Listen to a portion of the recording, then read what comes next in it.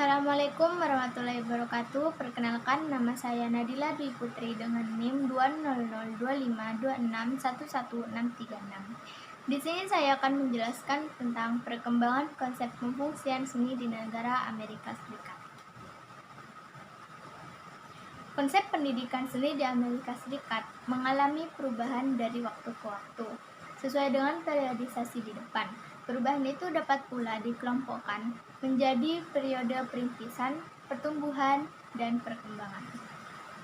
Sebagai negara serikat, setiap negara, bagian di seluruh negara Amerika Serikat, dapat menentukan kebijakan dalam banyak hal, termasuk kebijakan penyelenggaraan pendidikan seni, sehingga terjadi perbedaan di antara negara-negara bagian itu, kecuali yang berkaitan dengan falsafah bangsa dan negara. Karena itu dimungkinkan setiap negara bagian memiliki sejarah konsep yang berbeda. Periode pendidikan keterampilan yang dimaksud adalah masa awal di mana pendidikan seni mulai misi yang diembannya untuk menerampilkan peserta didik dalam hal seni.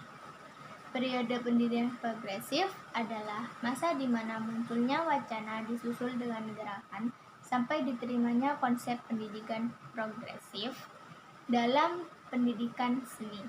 Yang dimaksud pendidikan progresif adalah konsep yang didasari oleh pandangan J. Dewey. Intinya mengandung pernyataan bahwa seni adalah pengalaman, sedangkan periode pendidikan merupakan segmen ilmu pengetahuan, termasuk ke dalamnya adalah teknologi seni dari ketiga periode masing-masing dalam rentang waktu yang relatif panjang karena adanya pengaruh lingkungan tertentu. Periode perintisan atau menggambar sebagai mata pelajaran di sekolah. Dari ketiga pandangan pakar yaitu F. Robel, B. Franklin, dan San Paule menunjukkan bahwa peran seni yang digagas untuk menjadikan salah satu mata pelajaran tidak jelas peran yang dimainkan. Apakah sebagai penularan atau pemfungsian? Dari tema pengajaran yang seni ditampilkan mempertegas ketidakjelasan itu. Tema-tema yang dimaksud antara lain yaitu pertama, seni digunakan di samping untuk mengenali kebutuhan praktis, juga untuk mempelajari bagaimana cara melukis yang berkeindahan. Yang kedua itu, seni digunakan sebagai sarana untuk meningkatkan keterampilan menulis atau bahasa visual, serta untuk mengembangkan koordinasi mata dan tangan. Yang terakhir yaitu, seni dilibatkan ke dalam dunia industri untuk meningkatkan kualitas barang. Periode pertumbuhan atau pendidikan keterampilan. Amerika Serikat perlu bersaing dengan negara-negara lain dalam hal desain produk.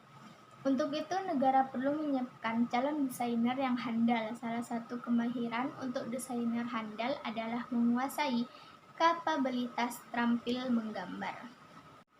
Antisipasi yang dilakukan negara adalah mendatangkan pakar dari Inggris, yaitu Wes Smith, dengan tugas memberikan pelatihan menggambar peserta didik dengan fungsi untuk mengembangkan kapabilitas peduli terhadap seni, terutama mengenali para seniman ternama yang karya-karya ciptaannya dipajang di galeri seni.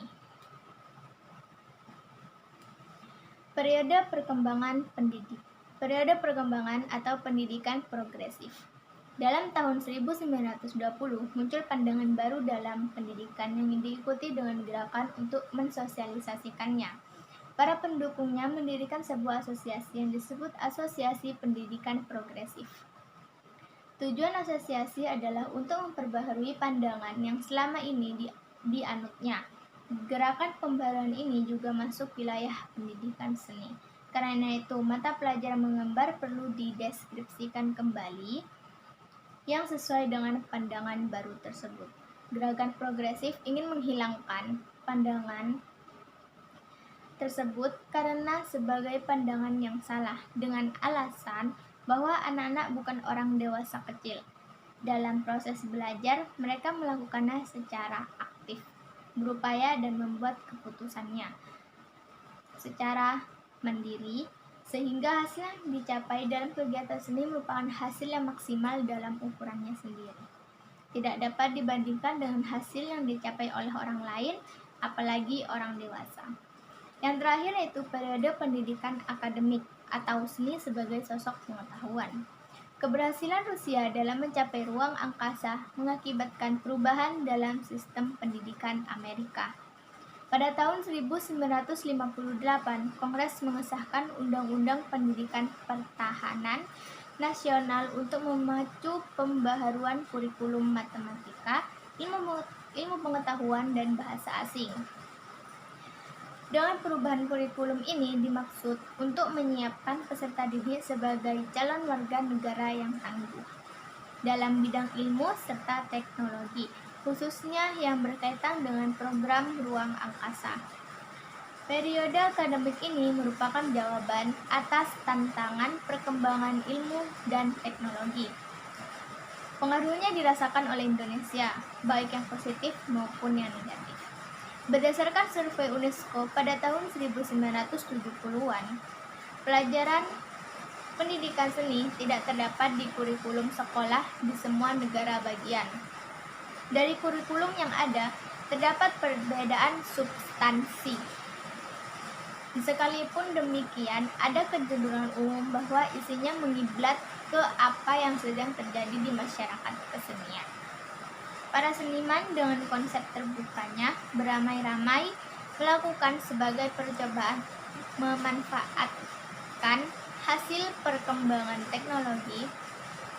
Sejumlah bahan serta teknik baru dicoba untuk dijadikan medium serta metode berkesenian.